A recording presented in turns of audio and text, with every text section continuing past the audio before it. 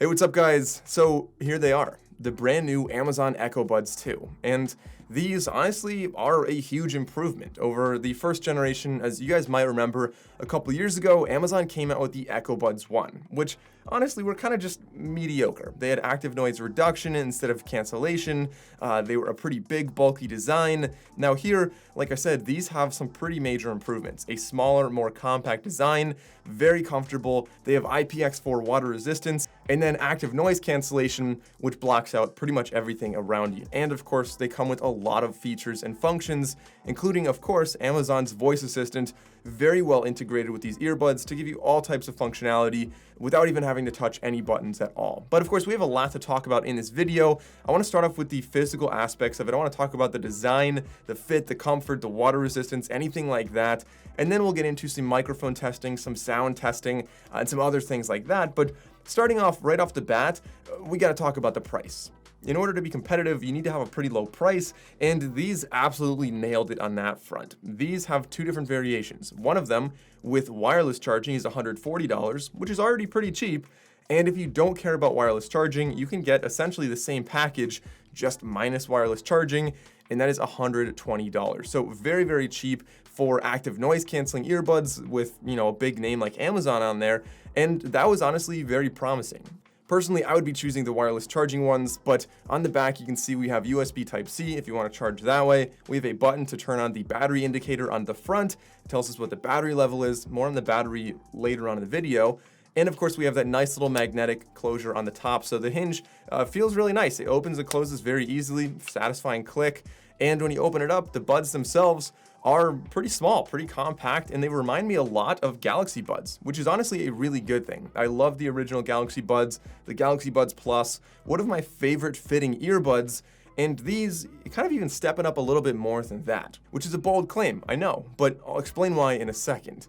Looking at the earbuds, you'll see that we have a removable ear tip. So there's 4 different ear tips in the box, and they have different colors, so it's really easy to know which one is the right size for you. You don't have to look and try to figure out which one's medium. You just look at the colors. And then next to that, we have a little wingtip, and there are 3 different wingtips that come in the box. And the best thing is you don't even need the wingtip if you don't want it. Now, the original Galaxy Buds and the Plus, you pretty much need to have a wingtip on there. Otherwise, you have a weird ridge that digs into your ear.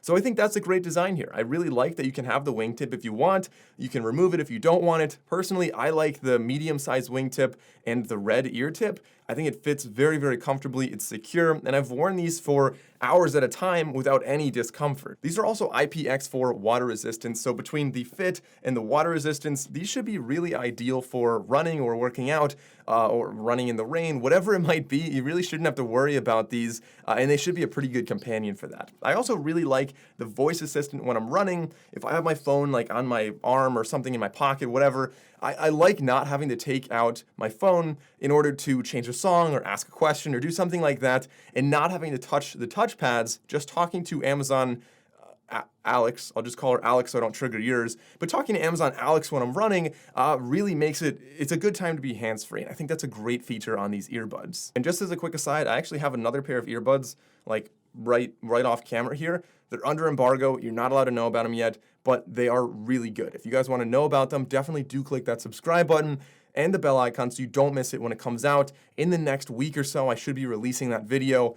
Really a solid pair of earbuds. Now, of course, there are touchpads. Personally, I would prefer to use the voice assistant whenever possible, but of course, if you're walking through a grocery store, it's kind of weird if you're talking to yourself, so touchpads are a good way to play, pause, skip, or turn on ANC with the earbuds. Although the touchpads on here are not the most responsive. If you tap, I find that there's a little bit of a lag there before you get any response, and then it kind of beeps and lets you know that it responds, but it just feels kind of slow when it does that. I know the last thing I want to talk about with the design, unfortunately, is the battery. These really don't do so well in that department. The battery life on these is 5 hours per earbud, or 15 hours when you include the case. That's really not great. It's actually pretty bad.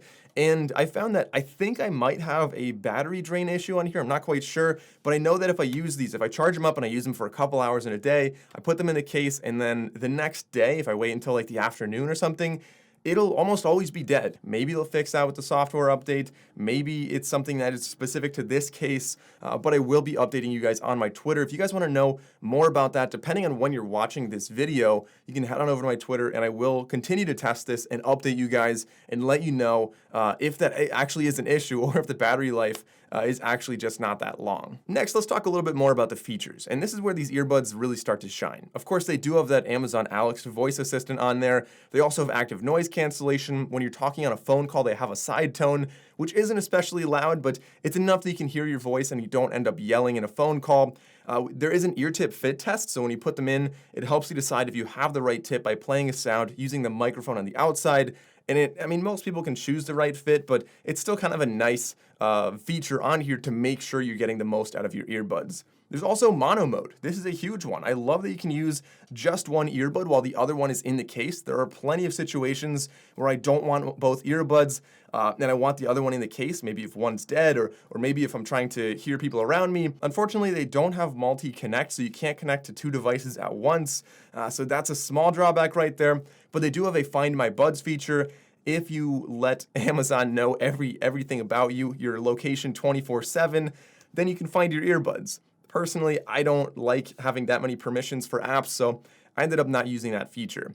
There's also a workout tracking mode, so if you go into your app, it'll start tracking workouts for you using the Amazon Alexa app. I think that's a really nice thing to have.